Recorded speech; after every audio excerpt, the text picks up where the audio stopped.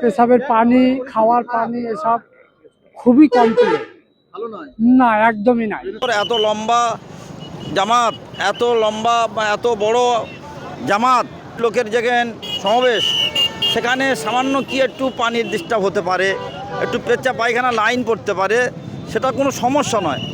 আমরা তো অনেক বিয়ে বাড়ি বড় বড় অনুষ্ঠানে যাই, এর থেকে আরও বড় সমস্যার মধ্যে পড়ি অনেক। আমি ওখান থেকে সম্পূর্ণ সকাল থেকে সন্ধ্যা পর্যন্ত ওখানে কাটালাম, এতক্ষণ যাবৎ আছি, এখনও ইজতেমার কাছেই আছি। তো এত সুন্দর পরিবেশ, এত সুন্দর পরিষেবা, অনেক বড় বড় সমাবেশে গিয়েছি ভাই, কিন্তু এই রকম সুষ্ঠু পরিষেবা দিতে যে দেখলাম খুবই খুশি হলাম। আল্লাহর শুকর, এত লম্বা জামাত, এত লম্বা বা এত বড় জামাত, কোটি কোটি লোকের যেখানে সমাবেশ, সেখানে সামান্য কি একটু পানির ডিস্টার্ব হতে পারে, একটু পেচ্চা পায়খানা লাইন পড়তে পারে, সেটা কোনো সমস্যা নয়। আমরা তো অনেক বিয়ে বাড়ি বড় বড় অনুষ্ঠানে যাই, এর থেকে আরও বড় সমস্যার মধ্যে পড়ি অনেক রকমের।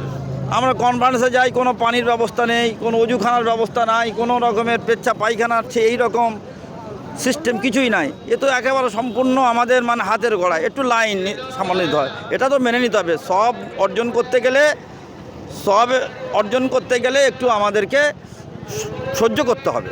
সহ্য ক্ষমতাটা হলে আসল, এটা বিলাসিতার জায়গা নয় যে শুধু শুধু মানে আমাদের নেকি পেয়ে যাব। কষ্ট করলে তবে নেকি পাওয়া যাবে। মানুষ যে একটুখানি কষ্টতেই মানুষ হাঁপিয়ে পড়ছে, যে কি কষ্ট হচ্ছে একদম ম্যানেজমেন্টে, এটা কতটা সত্য? না, মানুষ কোটি কোটি প্রতি মানুষ দিব্য অনায়াসে হেঁটে হেঁটে যাচ্ছে, আনন্দ সহকারে উপভোগ করছে।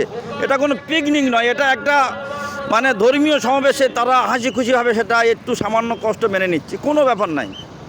এখানে সব শ্রেণীর মানুষ, সব তবকার মানুষ এখানে উপস্থিত। কি নাম আপনার, কোথা থেকে এসছেন? আমার নাম আব্দুল মাতিন, দক্ষিণ চব্বিশ পরগনা জয়নগরের বাড়ি, এসছি হাওড়া জেলা বিশ্বপুর মার্কাজ থেকে।